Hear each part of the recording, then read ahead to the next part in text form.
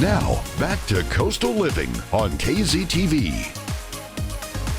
Welcome back, everyone. Thanks for sticking with us. We had to make time for this long segment, so I have a few more minutes to sort of teach you the details. So please welcome our lovely model, Michelle. And we're so excited for her to join us. Now, she's usually in the back in the control room making some magic happen, but now I told her I'd make some magic happen with her, and we're gonna try contouring and highlighting. So a few basics. You wanna start your face every day with clean skin. Please, please, please do not go to bed with makeup on. You wanna wash your face once or twice, and then you wanna use a toner. Finish that with a moisturizer. Same thing in the morning. Repeat. Wash your face. Use your moisturizer, a primer, and then foundation if that's your style. I, as a rule of thumb, like to start with my eye makeup first and then foundation. It's a little trick of the trade, just in case you have any fallout. You're not smudging black eyeshadow all over your finished foundation. So keep that in mind. It's a little trick of the trade. But we're not here to talk about that. We're here to talk about contouring. What is contour? Well, think about the contours of your body. It's what gives you shape and what makes things look sexy. Can I say that on daytime? Yeah. So we're gonna do a little bit of contouring on the face, and the whole point of it is accentuating the dark structure of the face to make it look more defined, to give you a more structured look. And then of course, highlighting areas of the face to sort of stand out, to draw attention to the eye, and to make you look complete and absolutely fabulous. So a few things you wanna take into account are your skin tone. If you have a pink skin tone versus a yellow undertone, you're gonna look at different shades in your skin. And then also if you have a more dark skin tone or light skin tone. So when you're going into picking your bronzer, you have a few different options, and I brought a few here. You can see that this bronzer has sort of like an orangey undertone.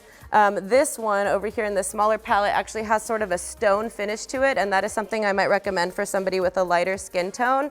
So a lot of us buy these palettes and we go straight to that dark color that may not be great for our skin. So make sure that you consult a professional and get a little bit of advice on what product is gonna be best for you. So for Michelle, she has a little bit of a darker skin tone. So I'm gonna save my darkest shade, which is this little guy, for her actual contour. But first we are going to bronze her up. So I'm gonna take this sort of beachy bronze color, and I'm gonna take a big fluffy brush. Look at this guy, he's not messing around. And I'm just going to add kind of like a little tan to her skin. Another thing you want to take into account is the shape of your face. Not everybody looks like Angelina Jolie and J-Lo. Unfortunately, we don't all have that amazing jawline and bone structure, but that is kind of the point of contouring, is to achieve that look, that aesthetic look, right? So what we're doing is we're gonna look here and see that Michelle sort of has an oval shape to her face. So do I. So part of what we're gonna do is create a contoured look, and because of that oval shape, we're going to accentuate her jawline as well to create that J-Lo look. So with the big fluffy brush, this one doesn't need a whole lot of detail, just taking a little bit of product on the brush, and we're just creating, and I've talked about this in my previous makeup segments, a 3 shape and an E shape, depending on what side of your face. Please don't get it backwards.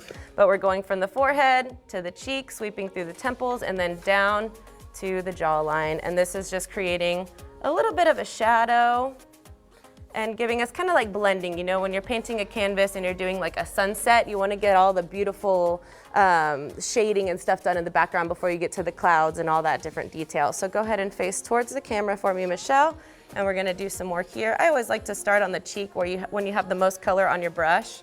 So I start there and then I go up to the forehead. Now if you feel like you have a large forehead, no problem. All you have to do is grab an even darker shade and work that in detail into the hairline. Michelle doesn't have that problem.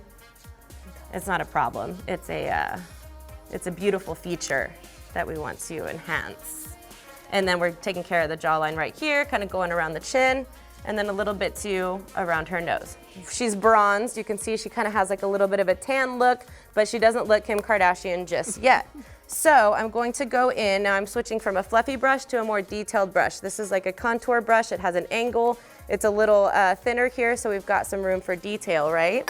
I'm gonna take that and my darker shade, and this is sort of gonna go into the same places, but tap out your extra color, please, honey. You don't want that skid mark on the side of your face. And we're gonna start, think about like if the sun or the light, you can see here because we have studio lights, the light is shining down, right? So where is my shadow on my cheek? It's gonna be underneath that cheekbone. So while I have the most product on my brush, I'm gonna take it and go right under the cheek. And this is where some of you see the ladies making the kissy face. That kind of just makes it easier for us to find our cheekbones. See how it's a little accentuated there? But it's all about playing off your bone structure. That's exactly what contouring is. And when you're looking for that natural shade, that's really what you want to play off of. So I'm working it the same shape, the 3 and the E, but working it into the hairline just a smidge, into the deeper planes of her cheek, and then around sort of below her earlobe and down towards her chin. And you want to make sure you blend because that daylight honey can be brutal and you don't want to walk out with a straight line across your chin. I promise you don't. Okay, so face the camera for me, Michelle. As you can see, we've got a little bit more detail on this side. So we're going to go out and enhance this side as well. Now, some girls want that Instagram look where you are just like laying it down, and you can do that. You also want to take into account, so that's just going to mean you go a little bit darker with your color. Maybe you have dramatic eyeshadow, so you don't want the rest of your face to be super, super natural looking. But one thing you want to take into account too is your skin. So Michelle, are you oily or dry? I am very oily. More on the oily side. So with her, we're going to stick to, one thing you want to note is you want to moisturize even if you're oily. That's a big mistake people make, is if you don't moisturize, your skin produces more oil to moisturize your face. So you want to make sure you have an oil control moisturizer. As you can see, I'm just going with that bone structure. Now, if you're more on the dry side, you might actually want to consider a cream contour. So using those sticks or a concealer shade and blending that in, and then finishing with the powder. Now for me, I've kind of got like a squared out nose, so I do the J-Lo trick and I put dark on each side and the tip to make it look a little bit more prominent. You don't have that problem. So for you, I'm just gonna put a little dab right on the tip of your nose and really just let it look sun-kissed, so it's not necessarily creating a shape with shadows. I'm just dabbing a little color on there to make it look like we went to the beach today. Next thing you want to do is set your color, and I'm going to go ahead and take this nice setting powder. Less is more, and I like to set right underneath the eye area and below that line that we created on the cheekbone. You can't have a good look without blush, so I've grabbed this purple shade which complements a yellow undertone in skin very, very well. I like to recycle my brushes, so I'm sticking with the same brush. Give me a big smile, Michelle. Cheese. And we're gonna go from the apple of her cheek and kind of circle it in to that contour. Look into the camera for me. You can see we added just a little bit of color there for her. Looking good, looking good. And less is more. So you're better off starting off light and adding color than to have added too much color and try to remove it, because then you end up with streaks and things like that.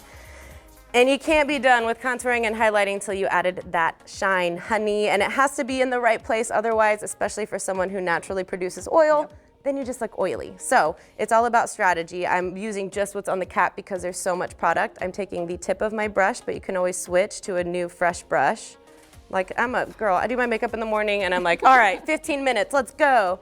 So I'm tapping out the extra color. I'm avoiding the T-zone where she might normally get some shine, and I'm just highlighting right here and actually blending up into the brow bone. And give me a little Vogue moment into the camera so they can see that shine. Look how pretty that is. Love it. And just a little bit on the chin, the Cupid's bow, and then on the inner corner of the eyes, which I do wish I had my smaller brush for. And just real quick before we go, what is a complete look without a lip on? So I'm adding this very beautiful shade. It's got that plum undertone, so it kind of matches the blush. And her shirt without being overbearing. So all we're missing here is some liner, some mascara, and we have our complete look.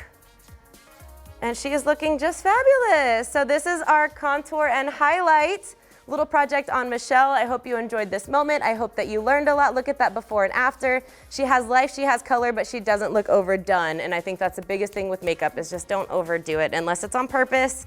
You want to look natural, you want to look fabulous, and all that is enhancing your own natural beauty. So you're gorgeous, honey. I love it. Thank you, sweetheart. And let's give Michelle a round of applause. Thank you, Michelle, for being my model.